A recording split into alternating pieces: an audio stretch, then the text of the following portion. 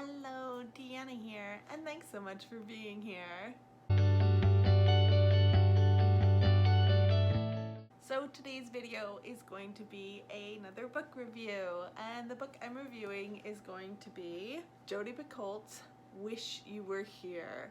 So as you see, I read this one by Audiobook, so I am going to go ahead and just provide a brief summary that I have written out here for my blog. Just as Diana O'Toole is ready to set off on a vacation with her handsome surgical resident boyfriend Finn, the world shuts down in a way she never imagined. Determined to salvage some of the trip to the Galapagos, she ventures by herself to the tropical destination. However, a series of misfortunes finds her stranded and alone. Feeling more isolated than ever, she ends up befriending some local residents and use the time to examine her career, her relationships, and herself. She may return home different than she ever expected. So I definitely had some thoughts when I picked up this book. So I came into this book knowing that it was about COVID-19 and the pandemic and all of that. I definitely had that understanding coming into this book, and I also have a history of reading some other Jodi Picoult books, and I know that a lot of her books can have elements of political commentary throughout them.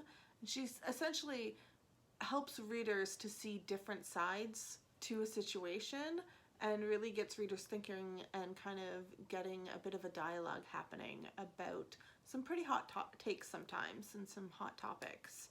She also definitely has a history of making me cry with almost every single one of her books. So I know going into a Jodi Picoult book that sometimes my emotions are going to get a bit heightened, and I'm going to be having some thoughts, and just it can evoke a lot of feeling and just sometimes can have me questioning my own stance on where I stand on something, because she does such a great job with her stories. She's really good at making sure she's citing sources. Like, she does a really good job of making sure that she's interviewing firsthand accounts to anything that's involved in her book. So you just have a feeling going into a Jodi Picoult book that you're going to have an experience, that it's going to be a good book. It's going to be sometimes a bit of a heavier book, and sometimes it's a bit to get into them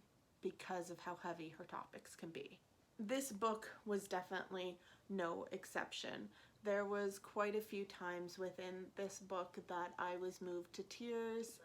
It definitely brought some emotions in me and just sparked some thoughts as I was reading it as well. But even though you can rely a lot on Jodi to have some of those themes within her book where she is evoking those emotions and she is making you think, there's also a couple differences with this particular book as well.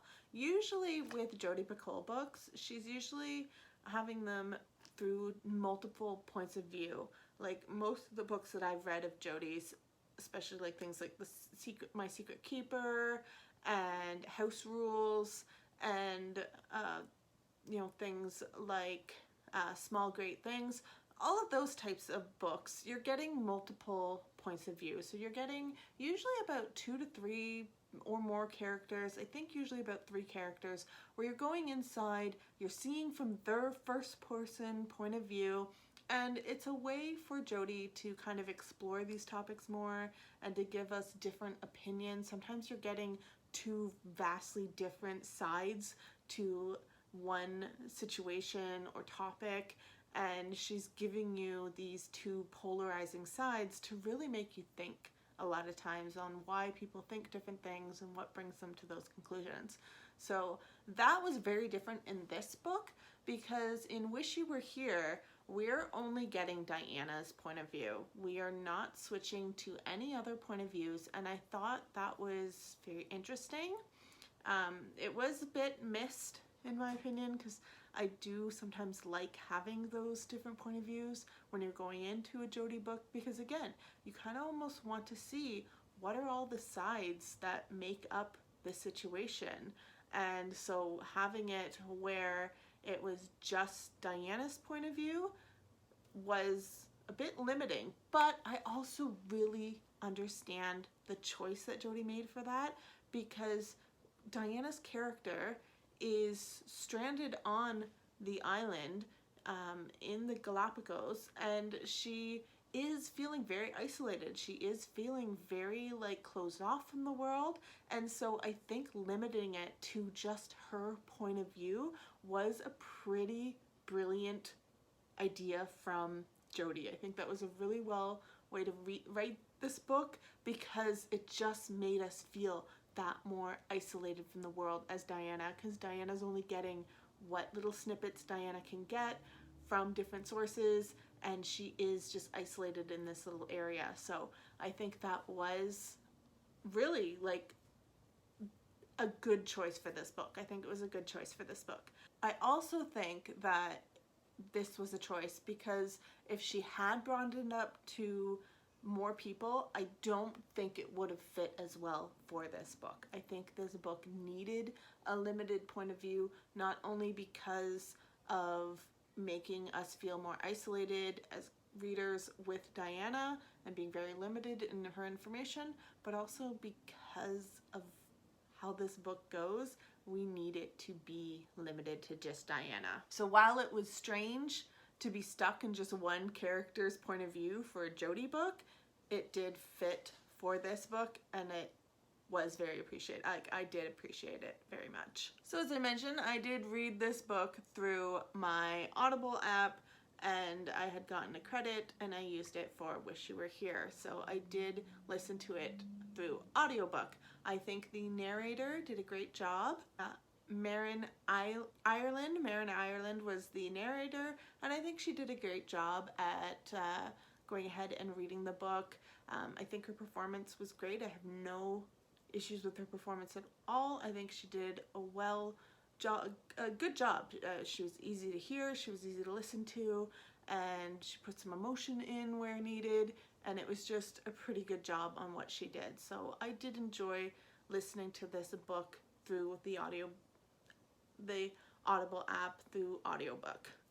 In saying that though, nothing at all against the narrator, but it was a little hard to listen to sometimes, and that was because of the actual story, because of the actual plot, because of the actual settings and everything going on in this story, because it was about COVID, and because that was such a big thing that impacted us all around the world. There's nowhere in this world that was not in some way impacted by the events through the pandemic that happened in 2020. Like, we all had somehow been affected one way or another, and just knowing that we're still kind of going through it a bit.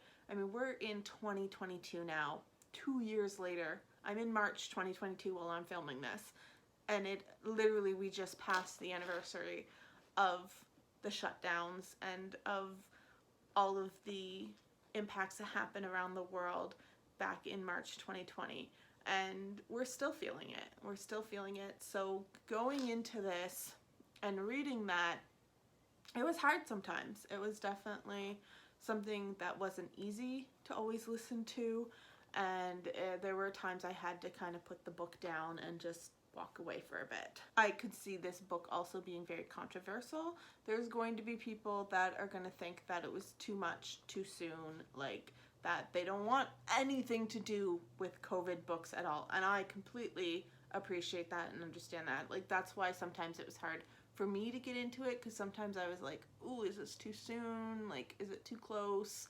And there were those struggles sometimes of like, oh God, like, we're still dealing with some of this, so let me just put this down, walk away.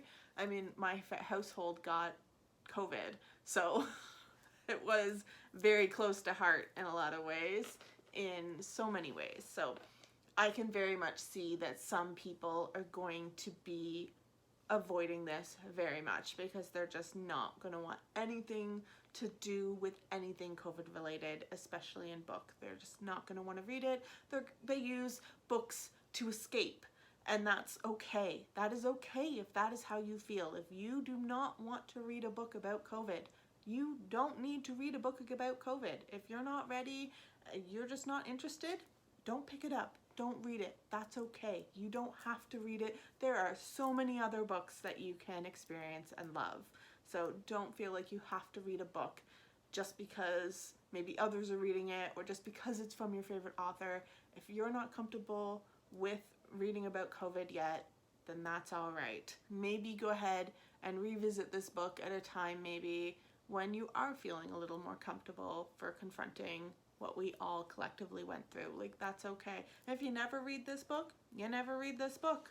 That's your choice too. That's the beauty of being a reader, is we have so many wonderful books to choose from. So that little disclaimer aside, that is your choice. If you are ready to face some of the challenges and just things that we went through COVID, Jodi does definitely have it all through this book. I'm going to leave it up to the reader as well on how you feel about that. For me, I came to it with an open mind, knowing that it was a book about COVID, knowing it was going to have Jodi's signature style behind it, how she writes, and also what she typically writes about and how impactful they can be. So I kind of went into it a bit prepared with that regard.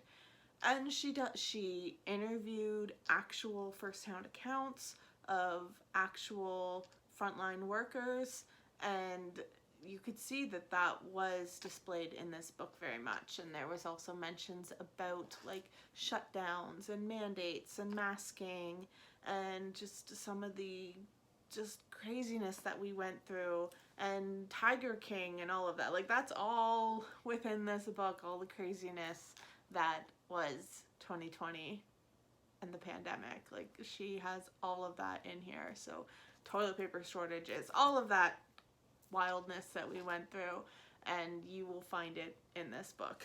I do think that it was interesting that she wrote and published this book in a time when we're still having some of the ramifications coming and some of the impacts happening.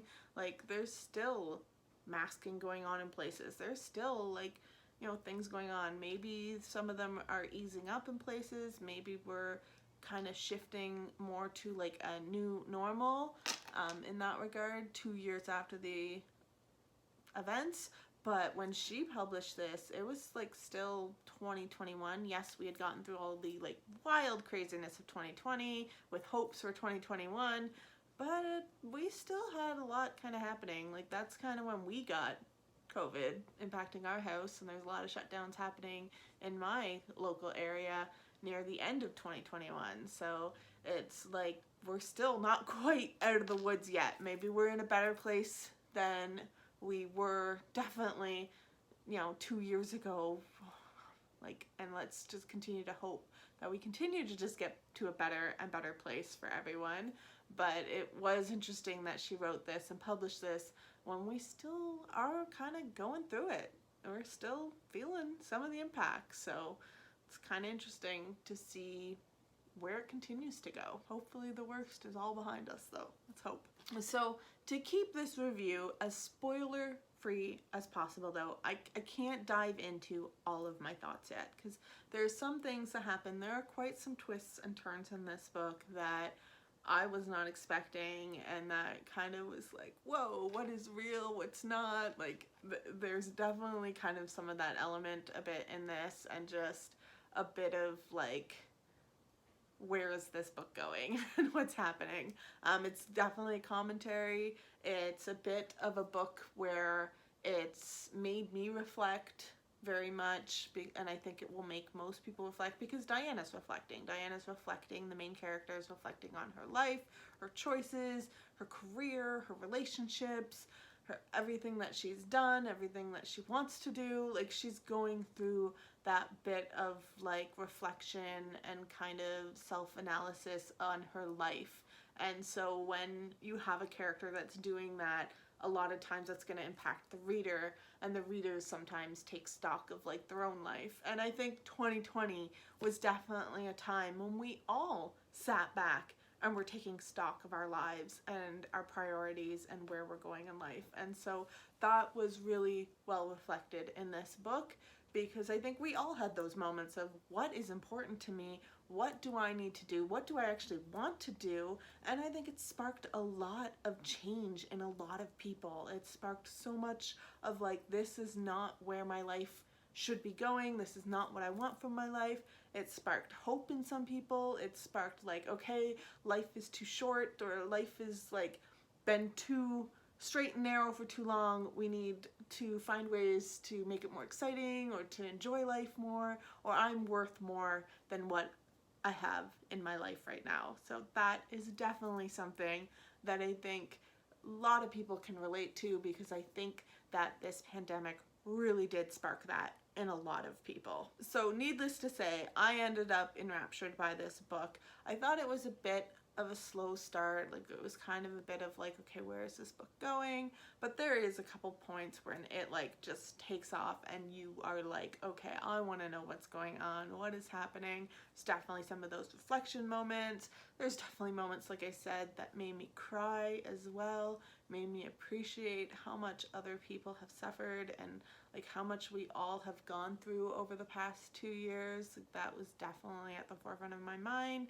And again, sometimes why I had to kind of shut it down for a bit and be like, all right, let me reflect, regroup, kind of ramp myself back up to come back to this book again. But I would say once I hit about the halfway point, that's when it was just like, boom, let me read up this book and let me just eat up everything of what's going on. I will say as well, this book has definitely sparked a want to travel. Like, I have not really traveled much in my life. I've stayed pretty close to where I grew up and everything. I've never even been on a plane. Like, I've never been on a plane. So this definitely, even through all of this wildness that has happened in the last couple of years, airports shutting down, planes getting canceled, all of that craziness, it makes me hope that when things are even more settled down than they are now, because I know we've slowly kind of gotten back to a bit of a normal, like I said, but I'm hoping that we just continue to get better and better and have better mandates in place and like better like just protection and take care of each other better. But as things kind of even out and we get back to like a bit of just, okay, we can breathe again, I do hope to be able to travel someday. This has definitely sparked something in like, okay, I have kind of limited myself to my own experiences in my own little world, and I want to branch out and go and see some fantastical, beautiful places and appreciate what there is in this wonderful world. Doing it in a respectful as non-touristy way as I possibly can, hopefully, but that is a far-off dream and goal of mine, is to someday get out there and maybe get on a plane and not let that scare me or anything, and go on a fun adventure with my family and have a good time and go visit some beautiful places. So that's one of my takeaways from this book. So I hope if you read this book, hopefully you are inspired to maybe find some positive changes or positive things to do in your own life that will make you happy. So I hope that that happens for you as well. So that's going to be it for me. So that was my review. I give this book a 4 out of 5 because it was pretty good. It was enjoyable. I enjoyed it. It was a little hard to take at times, a little much sometimes, but overall I did really enjoy the read and enjoyed the book and the story. So that is it for me. Thank you so much for watching. If you liked, give it a like. I appreciate it. I'm going to go ahead and have a blog post, and I'm going to go ahead and put that down in the description below. So if you're interested, go ahead and check that out. I appreciate it. And with that, I hope you have a wonderful rest of your day, night, evening, whatever time it is, wherever you are. Thank you so much for being here. Take care of yourselves, and you will see me next time. Bye!